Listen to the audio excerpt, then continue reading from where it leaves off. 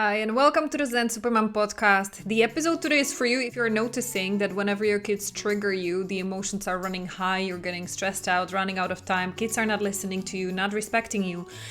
You start feeling and reacting like a kid yourself. And only after the wave of emotions and the drama calms down, then you catch yourself, like only when you're adult again, you catch yourself, you realize you actually had a tantrum. You behaved like a kid yourself because you were triggered so much by your own children. So if that's happening to you, the episode is for you. What we are going to look at together is, first of all, where is that coming from? How come you turn into a kid? Because it's much more than just like, yeah, it's the fault of my kids. Well, yes and no. And even for those of you who know where the root of your emotions is coming from, why you turn into a child yourself, well then how do you help it? How do you stop it? Because if even many of you have done like years in therapy and different kinds of like talking, EMDR, hypnotherapy, and I don't know what, reading books about childhood trauma and stuff, none of that gave you practical implementable ways how in just a few seconds time you can calm yourself down, become again the adult and handle the situation with calm and focus rather than making it worse with your big tantrum. Yes? So if that's what you want, let's go.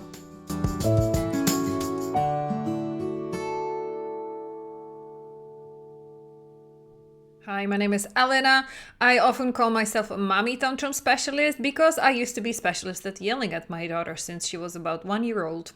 And that's why I could talk for days and days about feeling like a kid and then like getting so overwhelmed, so stressed out after spending 97% of time being the calm, patient mom, trying to hold my anger inside, trying to work on my frustrations and stress and overscheduled like time sheets and booking and everything, no sleep. I was always trying to be so nice, so calm because I didn't want to yell at my daughter, but then it was just like drip, drip, drip, drip, drip. And when my cup was too filled, there was too much stress. I felt like there's no escape. I was pushed in the corner. She kept asking for more or she kept ignoring me on the other side. Like eventually I blew up. I had my own tantrum. I started behaving like a kid myself. So then very often how it ended up, and I'm laughing about it today, but for sure I didn't feel like laughing back then. We ended up hugging it on the floor like two kids crying, right? So my daughter, she was 1, 2, 3 years old, and I felt like a 2, 3 years old myself, right? Totally out of control, helpless, overwhelmed by all of these emotions, feeling so guilty for not being able to manage it. And I was thinking, well, so who is supposed to be the healthy role model here? Who is supposed to save me? If I'm not the healthy role model for my daughter, how is she supposed to learn how to deal with disappointment when things are not going her way, not as fast, not as much as she would want? How am I supposed to show her that it's okay to be disappointed and that she doesn't have to have a huge reaction if I can't do it myself, me, the adult, right? So this is where my search for answers came, and this is the point at which I'm catching most of the moms like in my circle, because this is what they all have in common. So you being here listening or watching this podcast episode, that tells me you're struggling with something similar. So first of all, you're not alone. There's nothing wrong with you. This is actually a completely normal phenomenon. And the fact that you have this awareness that you turn into a child yourself, and I'm sharing that without judgment, again, because I did it myself. But it's very important to talk about it because this awareness is the most important first step. Now that you know what's going on, now that you're able to admit that to yourself and you stop finger pointing, like it's my kid's fault, it's the kid's father who's not helping enough, it's my own mother who's judging me, criticizing me, and so then I feel like afraid of her judgment, or people on the street, what would they think, and that's why I do it because my life is so stressful and I'm an expatriate, nobody helps me, yada yada yada yada. All of these are valid reasons. And I don't want to minimize the fact that your life right now might be extremely hard and stressful. But as long as you keep finger pointing, you cannot do anything about it. Then you're the helpless victim. So that's why this episode is for those who are ready to actually move beyond this victim point And realize you do have a lot of power to change it and turn it around. There are actually a lot of things you can control. And the best place to start with it is yourself and your own reaction. So if you're here and you're realizing, okay, I'm behaving like a kid, this is the best starting point, because now you're ready to stop being the victim and start taking some accountability. So first step where we need to go then is to dig out the reason. Why? Why is this happening? What makes you snap or flip into your younger version of yourself, right? And I do that. If you need any help with digging and going further and having even specific exercises to help you with that, I did it, by the way, in several of the podcast episodes, but you don't have to start from podcast episode number 1. What we are going to do here, we are going to link the private podcast for you, which is a series of mini episodes that go and take you through these exercises, that at the end of it, just I think 14 mini episodes, you're going to get a full clarity about where all this is coming from. You will dig out the reasons of that flip of that switch, because spoiler alert, it did not start with your kids. Even though you might have been super calm before you became a mom, the reason, the root cause of that flip has started in your own childhood. Yes.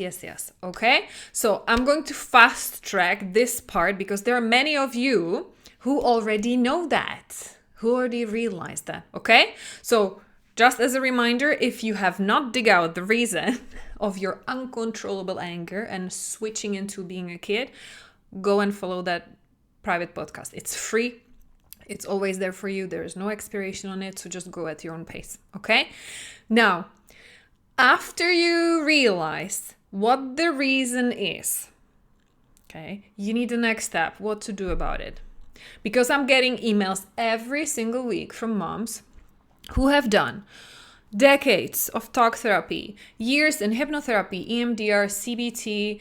They did tapping, yoga, they read trauma books, they are watching all these YouTube experts and coaches and I don't know whom. They understand, yes, it is going all the way back to my own childhood.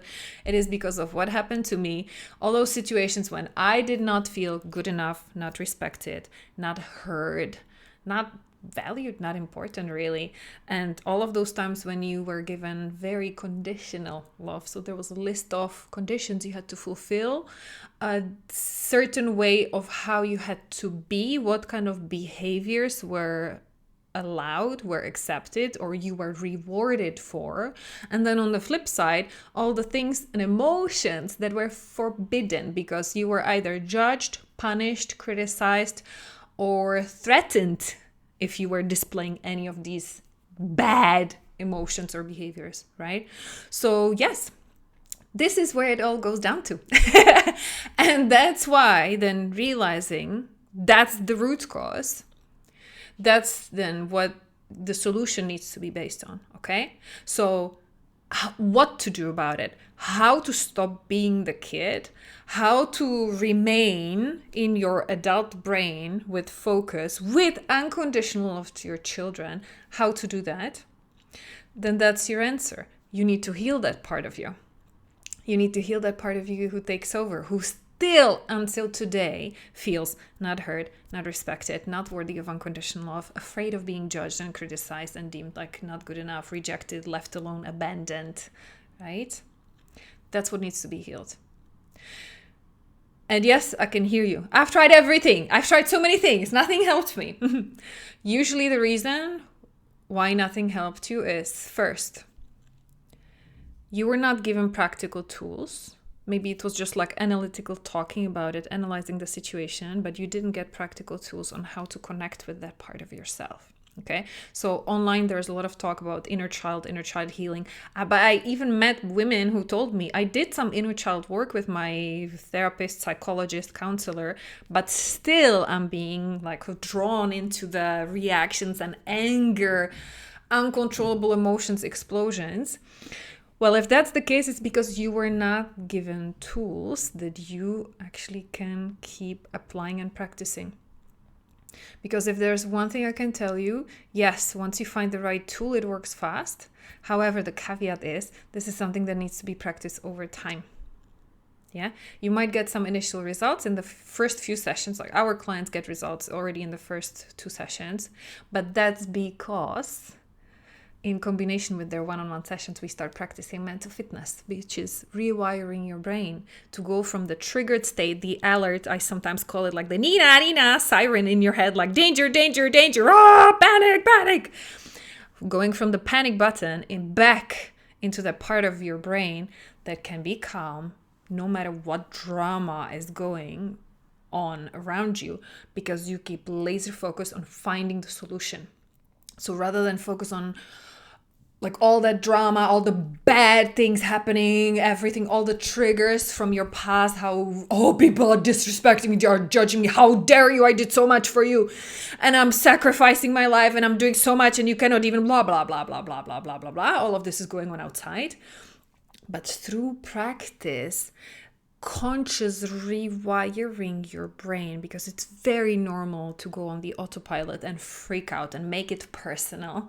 Right? Especially if you're running late, if people make you feel, if they disrespect you, if they say something, or if they give you the face, yeah?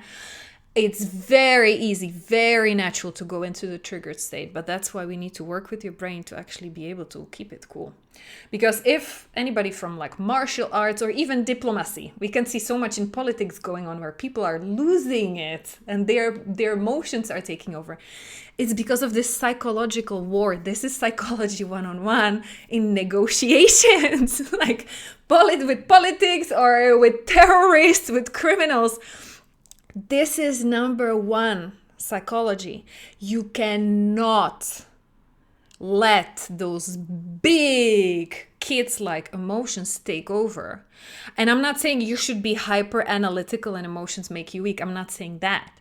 I'm just saying we need to train your brain to keep being the focused adult and focused on solutions, not letting your life or anybody outside of you trigger you and kind of like pull you into the drama, okay? Because only when you manage to stay outside of the drama and still have a clear picture of the situation without being triggered by it, then you are actually in a much better place of finding creative, effective solutions, how to get out of the situations in the fastest, least damaging way, okay? That's why I'm not a parenting coach. That's why I'm not a fan of scripts, parenting scripts, like what to say to your kid when. Because not only it doesn't fit each age category, it doesn't fit each problem, and then you're supposed to walk around your life with a book in your hand and like, wait a child, I need to find the right page. Completely ridiculous. But because also like it doesn't work in every situation. You are the best parenting expert. You are the best expert at your life in general, because if you're getting it really, you realize and understand this is not just about your kids. This is about how you live your life in general, right? And yes, right now, the biggest problem, why you feel so guilty, why you feel like, so desperate to find solution, is because of your kids, because that's the one thing you're most ashamed of or you feel the most painful about, okay? But this is why it's so important. This is the reason why you have not been able to find a way how to stop feeling like a kid, out of control about your emotions. Because your brain is still getting flipped. So how to gain the control back, how to keep being the adult is you need to clean up those triggers. So take care of that part of you that wants to jump out and wants to react because she's not being heard, listened to, respected, not feeling good enough. And you need to start rewiring your brain. Mental fitness is one of the ways. You can like go out there, find whatever works for you, but it needs to be, again, a practical way that you can implement in your day-to-day life without having to put your life on pause, like for half an hour to do some journaling or meditation or yoga. No, you have to be able to implement it in the moment, so that within just few seconds, you're able to bring yourself back and be the adult again, okay? Because from that moment, you can find creative, effective ways how to deal with your kids. And by the way, this is the example they need. They need you to be able to see, okay, mommy is not doing well. Things are not going as she would like.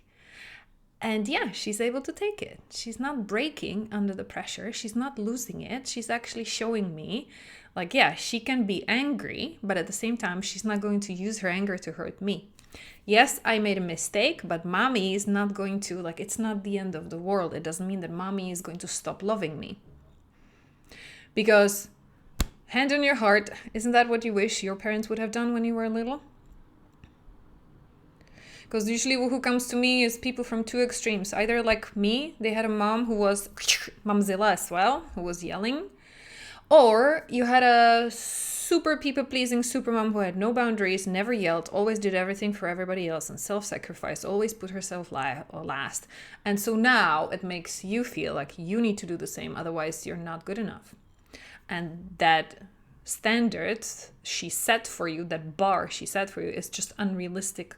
And it's not healthy either, by the way, because none extreme is better than the other. People pleasers are equally damaging as the momzillas who are yelling the anger out. Because if you keep the anger inside and keep pleasing everybody else, and 95% of the time you're trying to be nice, without setting boundaries, without telling people what their place is and what their responsibility is, you're going to end up with the same problem. And you're still keep giving that generational pattern to your kids. Okay? So that's why there's no judgment. I don't care how often you're yelling at your kids. I don't care if you're yelling daily or if you're yelling once a month. What I care about is what you do in general, on average, right? Are you a healthy example for your kids on how emotions are processed and how to deal with life when things are not going your way? Is your reaction something you would want your kids to adopt? That's usually the best test. If yes, if you want your kids, you feel like it's a healthy reaction, and if your kids would react to you the same way, you would be okay with that, then perfect, go ahead. But if you feel like you don't want your kids to adopt your strategy, then it's time to move, okay? So look for methods that are practical, that give you practical way, practical tool that you can apply in the middle of the moment so that it rewires the subconscious mind, where it comes from, where your trigger comes from. So you start dealing with the child in you that jumps up, and that rewire your brain, which is still impacted by it, okay? Those are the two things you need. And you can learn more in that private podcast that I shared, including all the exercises. So I would invite you to go there and get it if you haven't done it yet. Okay? Let me know what you're going to get out of this. And if you have already managed to work with your childlike emotions, let us know. Share wherever you're watching this podcast. Share with us what strategy worked the best for you. I look forward to hearing from you. See you next time. Why can't you stop yelling at your kids? And no, it's not the stress, lack of sleep, kids not listening, fighting, hitting, no support, time pressure, ADHD, hormones. No, moms around the world are doing it regardless. How? Join us for the upcoming Mommy Tantrum training and find out too.